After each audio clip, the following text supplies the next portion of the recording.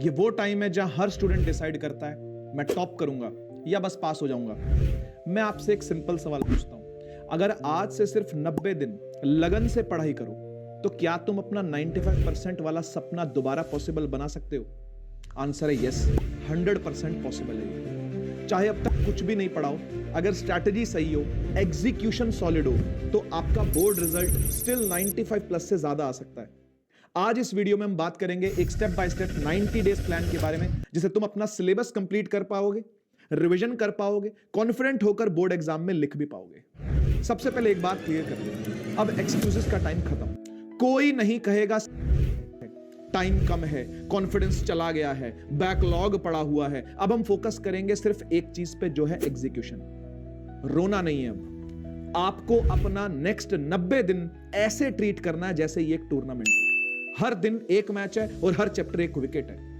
Boards के topper को alien नहीं होते भाई, डिफरेंस सिर्फ यही होता है उन्होंने लास्ट 90 दिनों में फुल कंसिस्टेंसी दिखाई होती है। तो अगर अभी तुम्हारा स्टार्ट स्लो था ना, कोई इशू नहीं है। अब नेक्स्ट 90 दिन में हर दिन मैटर करेगा कि तुम क्या कर रहे हो। चलो बात करते हैं कि 90 दिन का एग्जैक्ट ब्रेकडाउन क्या है। सबसे पहले आता है फेज 1, सिलेबस कंप्लीशन सबसे पहला काम होना चाहिए।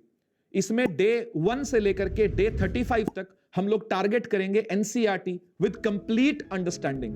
डेली स्टडी आज रहेंगे 6 से 7 घंटे, जो कि अच्छे से डिवाइडेड होंगे सब्जेक्ट्स के अंदर।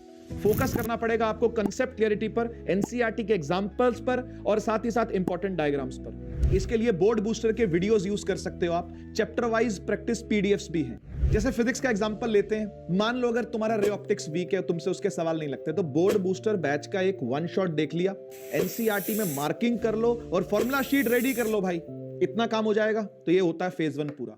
अब आते हैं फेज 2 पर। फेज 2 है कि भाई पहले हम लोग रिवीजन पे ध्यान देंगे। डे 36 से लेकर के डे 60 तक हम लोग रिवीजन को टारगेट करेंगे। इसके अंदर हम लोग पूरा सिलेबस एक बार फिर से पढ़ेंगे, लेकिन इस बार पीवाईक्यूज की हेल्प से, यानी प्रीवियस ईयर क्वेश्चन करने पड़ेंगे। कहां से मिलेंगे? सैंपल पेपर्स के थ्रू।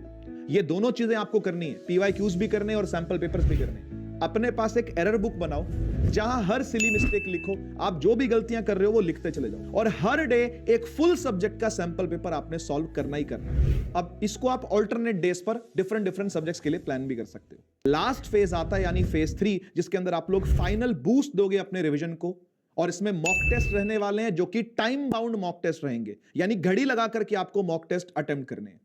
टारगेट रहेगा इसके अंदर स्पीड, एक्यूरेसी और प्रेजेंटेशन, जो कि लिखनी बच्चों को नहीं आती है। इसके लिए बहुत जरूरी है कि आप 10 से 12 मॉक पेपर लिखें ही लिखें, और वो भी रियल एग्जाम टाइमिंग के अंदर, यानी टाइम बाउंड होकर के। ये बहुत जरूरी काम है। तो फोकस करेंगे इस पर। आंसर राइटिंग कैसी रखें, डायग्राम्स कैसे हो, कीवर्ड्स कैसे हो, टाइम मैनेजमेंट कैसी हो, इसके लिए आप सैंपल पेपर बुक्स को भी रेफर कर सकते हो। और इस जर्नी को और आसान बनाने के लिए हम लेकर आए हैं कुछ ऐसा जो तुम्हारे नेक्स्ट 90 दिन की प्रिपरेशन को सुपर स्मूथ बना देगा।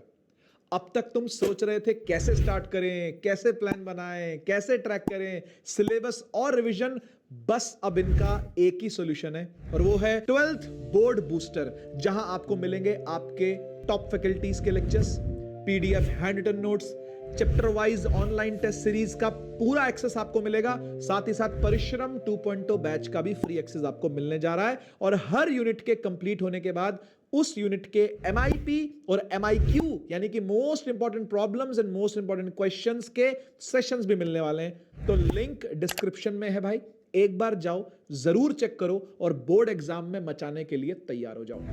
अंत में मैं सिर्फ एक बात कहना चाहता हूं, ये 90 दिन तुम्हारी लाइफ के सबसे इंपॉर्टेंट 90 दिन साबित होंगे।